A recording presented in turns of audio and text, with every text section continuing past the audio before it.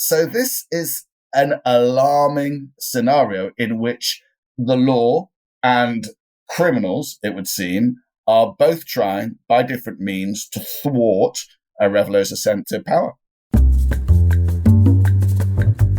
Welcome to Global Dispatches, a podcast for the foreign policy and global development communities and anyone who wants a deeper understanding of what is driving events in the world today. I'm your host, Mark Leon Goldberg. I am a veteran international affairs journalist and the editor of UN Dispatch. Enjoy the show.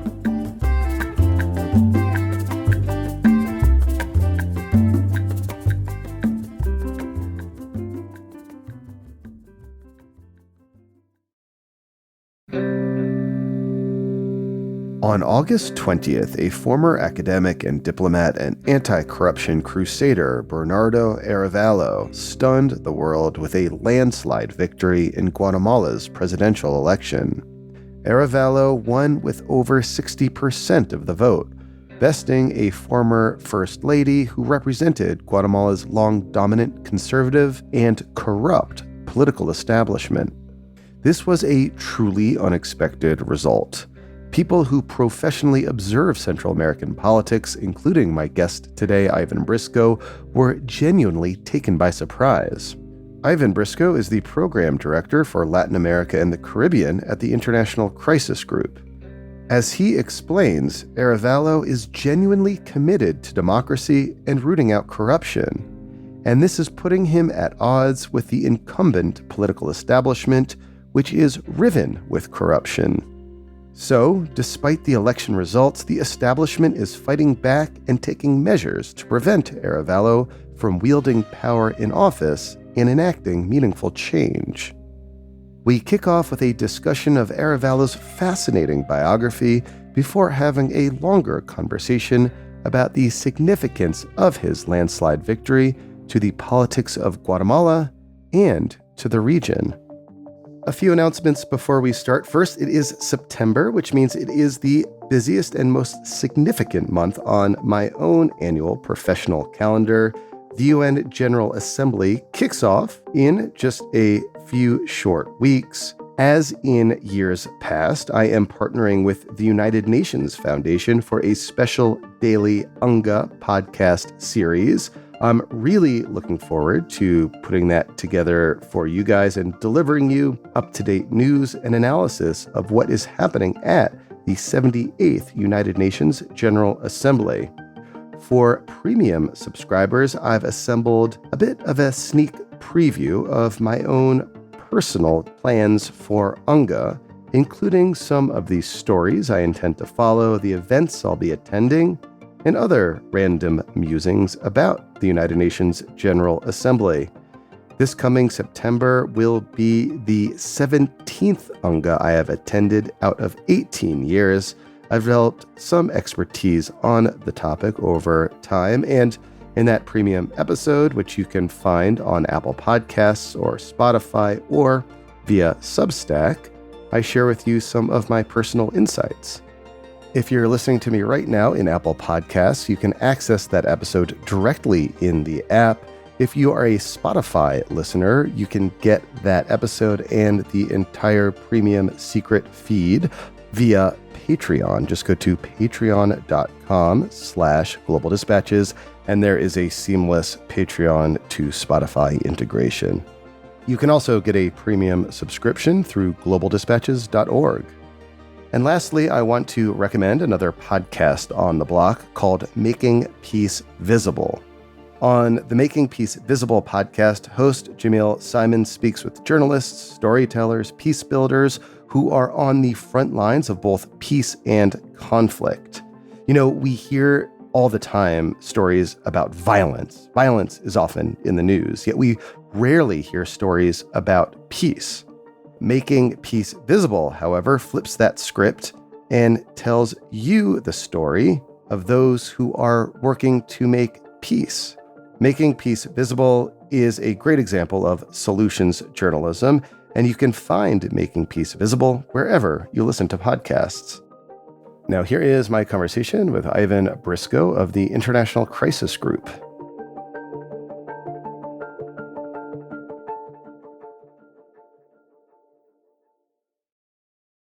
Can you walk us through Bernardo Arevalo's biography? It's a unique biography, I take it, for a politician in Guatemala to a certain extent.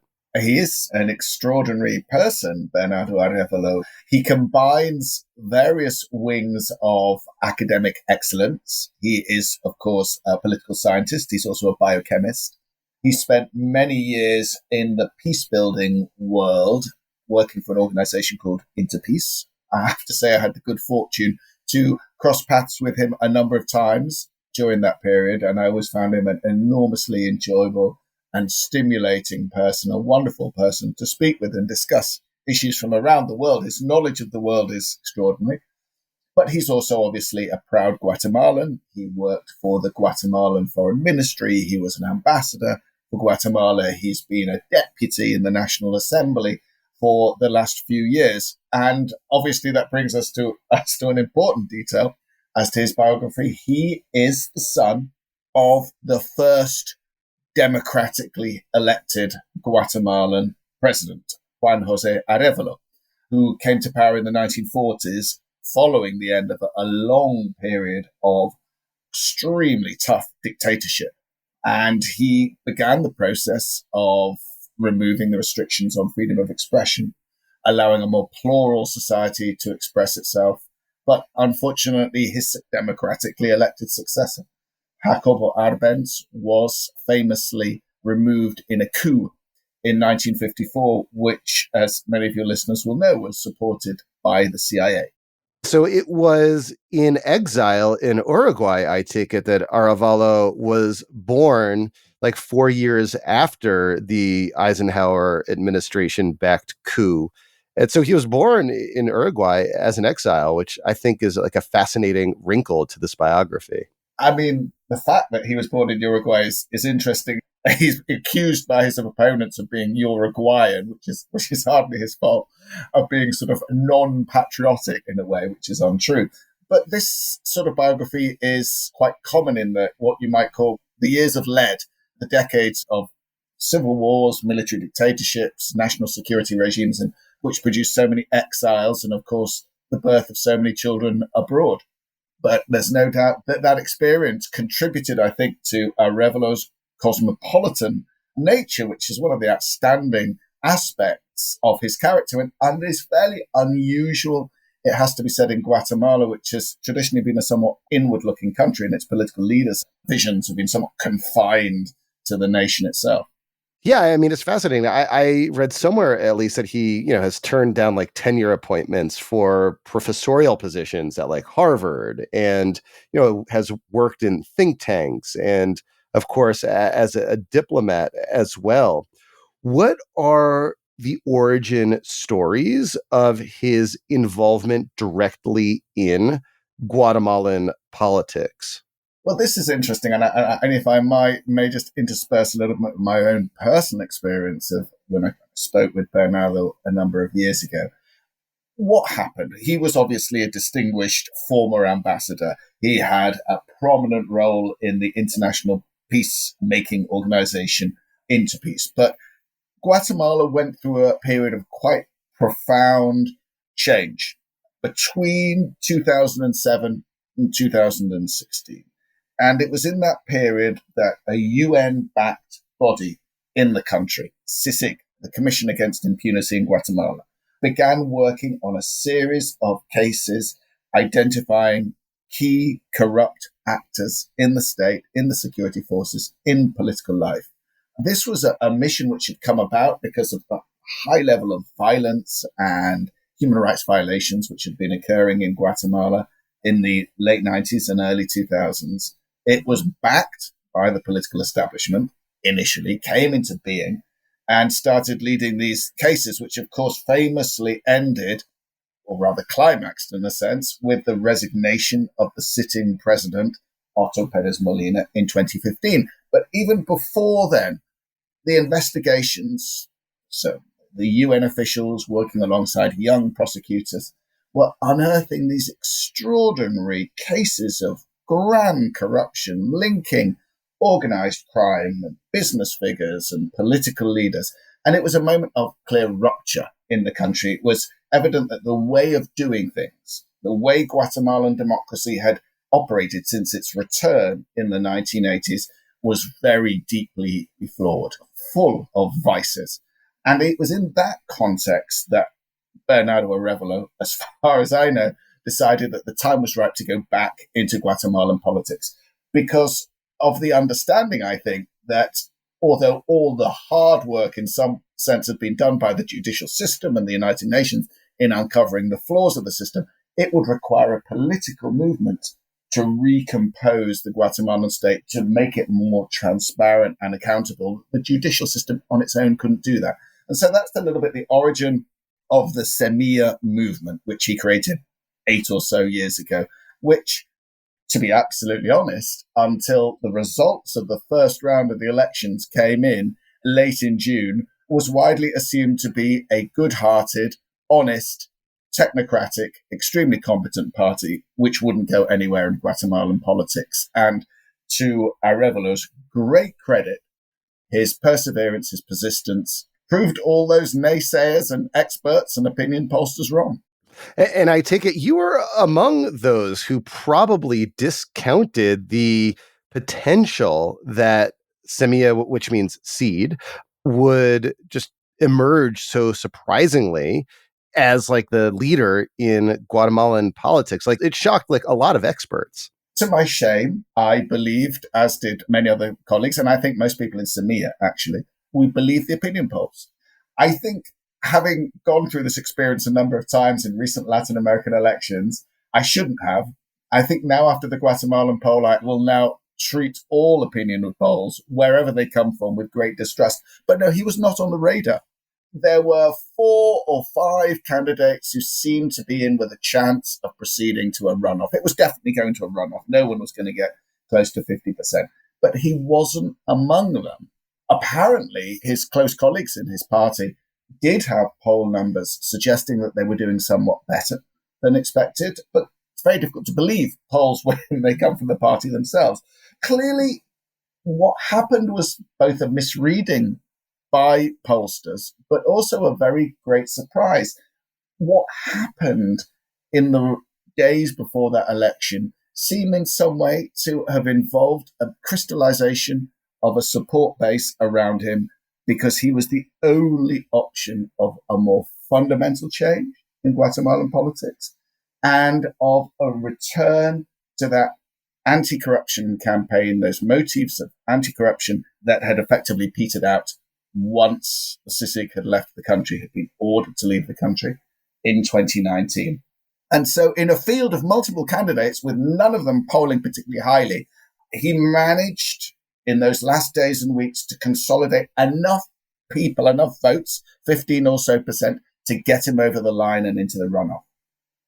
And so he did get into the runoff. Then he smashed his opponent in the runoff, earning something like over 60 or around 60% of the vote. So obviously something resonated about him personally or about his messaging.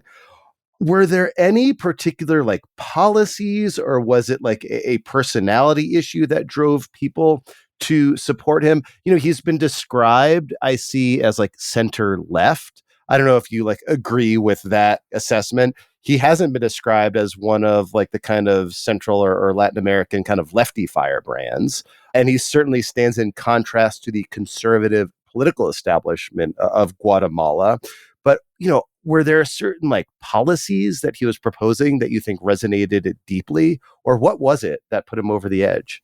I think first and foremost is the level of discontent of the Guatemalan people with their current government and with the political system at large. All those marches that we saw in 2015 at the time when the investigation into the president, Perez Molina, was taking place, which led to his resignation, that citizen mobilization on behalf of cleaner, more effective government, that hadn't died. It had been pushed to one side amid the different movements of politics, and there had been, as I'm sure we'll comment later, a sustained attempt to restore the corrupt political system which had been undermined in previous years. But I think the hunger of Guatemalans for a return to a better governance was very strong. Now, Arevalo himself, I would consider a social democrat. And it's interesting the way that he, as a social democrat, believing in responsible policies, none of them, it has to be said, too radical. Everything in his manifesto is costed. He's given budget estimations for all his different proposals. He has said he will not increase taxes. It is not a threatening approach for the future of Guatemala if you happen to be in the business elite, but it is very strong on issues of clean governments, anti-corruption, sustainable development, inclusion of indigenous peoples, and the notion of a plural democracy. It is unusual in some ways in Latin America that the campaign for change should be captured by a really moderate social democrat. It's not unprecedented, of course. We saw Lula's victory last year in being the victory of, to a degree, moderation and social democracy over a far more right-wing option. But there's no doubt that in the broader context of Latin America at the moment, you do see more radical options making the running. But particularly in Central America, there is clearly an authoritarian wave underway. And he has defied that. If there's one thing to say about Bernardo Arevalo, is that he's got a very deep and clear democratic vocation. And in Central America, that's not something which we could say of many governments. Of course, you've got Nicaragua under the dictatorship of Daniel Ortega. You have next door to Guatemala, the government, highly popular but very authoritarian government of Nayib Bukele. And this is the neighborhood in which you will operate. And these are the countries which have been influencing a little bit the perceptions of Guatemala. And I think a lot of people before the elections assumed that a Bukele-style message, a call for a hard state-led crackdown on crime, putting the criminals and the gang members in prison, would win at the end of the day, and that those candidates would be more successful. But we have been proved wrong. And it's almost as if Guatemala is reverting to that spring-like emergence of democracy as we saw in the 1940s. So I take it, however, that the Guatemalan political establishment, which Arevalo has now challenged so profoundly with his just massive victory in this election, is not sort of going gently into the night. Can you explain what has happened since this victory? Far from it. The Guatemalan political establishment is limpet-like. It hangs on. It relies on the fact that in a poor country, it is able to tap into large amount of resources. It's able to use the impunity it has through control of the legal system, control of the prosecution service at the moment, and its influence in political parties, and its influence in the media, of course. So its plan ahead of the elections was clear to see. Three candidates that had seemingly got a chance of getting to the runoffs, but were not aligned with this corrupt establishment, with these powers, politicians and businessmen and organized criminals, that were not aligned with them, were struck down, were unable to run. One of them, clearly from the left, who had got 10% in a previous election and therefore was clearly a potential candidate for advancing to the second round, Thelma Caballero, and two from the right, one, the son of a former president, and the other, a largely upstart businessman who was coming in with a radical outsider discourse, was struck down for feeble reasons by the electoral authorities and the Constitutional Court. Clearly, the idea was that all potential challengers to the system who refused to conform with the expectations of that system would not be allowed to stand. And do remember, this is in the broader context of a campaign to kick out and to prosecute all those involved in the campaign against corruption under the CICIG. So we've got 30 or so prosecutors and journalists exiled from the country. We have the head of really one of the leading investigative newspapers, not just in Guatemala, in the whole of Central America, El Periódico, in jail on trumped-up charges of money laundering. He's been convicted for 6 years, Jose Ruben Zamora. So really a focused, selective campaign against all those who could bring a spotlight on the vices of the Guatemalan political business system have been muzzled in the country or forced to leave. But even so, it seems that Arevalo was overlooked because Arevalo is really just a strong critic of the system. But presumably, the powers that be were looking at the same opinion polls that myself and other people were looking at and were assuming that he had no chance of getting through to the second round and therefore could be left to one side, was not a threat. And this seems to have blown up in the establishment's face. And therefore, its efforts since the first round have been various exploratory ways, if you like, through the legal system to see if there's any way they could stop Arevalo before he assumes the presidency in January. And have they been successful? I mean, we're speaking Wednesday, August 30th, and it seems that there has been some shenanigans that have been pulled by the kind of corrupt legal system of Guatemala. So, like, where do things stand? Look, it's early days, and Arevalo has made very clear that he knows this is not going to be a smooth path to the presidency in January. And when the current president, Giammattei, gives a declaration yesterday that there will be a smooth transition and that he will hand over power, no one entirely believes him. Because at the same time that as you have political business leaders in public giving declarations of respect for democracy, respect for the electoral process, and calls for a smooth transition, behind the scenes, other things are happening. And the main legal case, which is being pushed by a deeply suspicious part of the prosecution service, the public ministry, as it's called, involves an effort to remove the legal status of the party which Arevalo stood for, the Movimiento Semilla, the seed movement.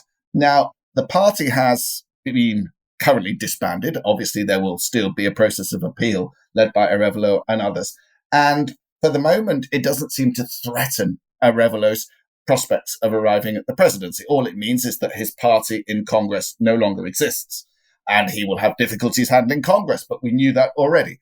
Yet there are rumors circling in Guatemala, and in fact one which has been publicly denounced by one of those candidates who was kept out of the presidential race, who has said that the plan of those in power is to use the outlawing of the Semilla movement, its disbanding, to a basis for threatening the entitlement of Arevalo to assume the presidency. So it will be a question of a cumulative legal battle trying to chip away at his victory.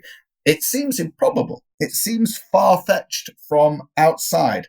But if you look at what happened between the first round in June and the second round in August, not just that legal challenge, efforts to have a recount, and of course, perhaps one of the most worrying elements that we've seen so far, which was the announcement from the Inter-American Court of Human Rights last week that preventive measures would have to be taken to protect Arevalo and his vice president because there were two separate conspiracies aimed at assassinating them. One of them involving state officials and the other involving gang members. So this is an alarming scenario in which the law and criminals, it would seem, are both trying by different means to thwart Arevalo's ascent to power. What can be done to ensure that Arévalo not only lives, but lives to see him assume the presidency in January? You know, obviously he is widely popular in Guatemala. Is there anything that, say, the U.S. government or more broadly the international community can do to ensure the respect for the democratic process in Guatemala? There were two fundamental approaches which Arevalo should adopt, and I think we can see him moving in both directions. First, on the domestic front, he has got to say, I am open to dialogue with all constituencies. I will not lurch in directions which are unexpected. I am not the harbinger of a communist regime, and it's extraordinary to say that we do still hear discourse and insults to that effect, and try and peel off, if possible, parts of the establishment in his direction. So there would be parts of the business sector which may support him. There would be small parties in Congress which might be tempted to support him. There will, of course, be civil society, and he has made very explicit calls. It's the people, the presence of the people and their support on the street, which will be fundamental to him eventually assuming the presidency, that they should be willing to express themselves and mobilize when required. And we can see that in a moment of crisis, we will be very likely to see those calls resonating once more. So that would be, in a sense, a domestic effort to build up his own bloc and diffuse those who wish to stop him. I think outside, the foreign policy angle is absolutely crucial. The US has shown very strong support for the electoral process and for Arevelo's right to become president. It was interesting, I think, when the issue has been raised at the Organization of American States, the US ambassador has made multiple calls on the Inter-American Democratic Charter, as it were, to suggest that measures against Guatemala under the Democratic Charter could be applied if there were any effort to stop Arevalo, which would, of course, involve the possibility of the country being removed from the Organization of American States. It could easily open the door to more US individual sanctions against political elites or judicial figures involved. There's a whole array of possibilities out there. And I think the US government, through its diplomats, have indicated that it is willing to pursue those policies. There's been a statement from both chairs of the Senate Foreign Affairs Committee to that effect as well, calling on the president to use individual sanctions if necessary to preserve the electoral process. So this will be important because joined, of course, to the Latin American effort, because I think if Arevalo would be to stop now in a context in which most governments in Latin America, particularly South America, are in the hands of the center left or the left, there would be a wave of outrage far higher than what we saw when Pedro Castillo was impeached and arrested last December in Peru. When that happened in Peru, obviously Castillo had preceded his impeachment and arrest by trying to dissolve Congress and seize absolute power for himself, which rather put him in a spot of disgrace and made it difficult for a number of governments to support him. But if Arevalo, fairly elected with a huge landslide majority, and a social democrat and a progressive is stopped, I would think we would see Brazil, Chile, Colombia, of course, Mexico unite in a movement to put huge pressure on Guatemala. And I think between the United States and those governments, the situation for the Guatemalan elites involved in any such effort would become extremely difficult. Would they still persevere? Were that to be the case? Were the risk that they would face in removing Arevalo be a level of international isolation of the sort that Guatemala really has never seen before? It's very difficult to say. I will just say, I think two things. Maybe they would hope that there would be a Republican victory in the US next year. Maybe they would think that the migration issue and cooperation on migration with Washington is so important that eventually the US couldn't let Guatemala remain isolated and cut all diplomatic ties. And I think they'd also look at the case of Honduras, where there was a coup, of course, in 2009, and think at the end of the day, they resisted. They suffered the visa prohibitions and the ban on travel to the United States and some of the other effects of individual sanctions. They persevered, and at the end of the day, the coup won out in that year. So there would be reasons which the Guatemalan deeply opposed to Arevalo, would take into account to draw up a balance of whether to move or not. But I think it's difficult to say. If those elites feel that some of their most important sources of income and power are under direct threat, and that there is the risk of a repeat of what happened under the CICIG a decade or so ago, they could act. And it will be really important for the United States to be there, very clearly saying that any action in that direction will not be tolerated. Ivan, thank you so much for your time. It's a pleasure, Mark. Thank you very much.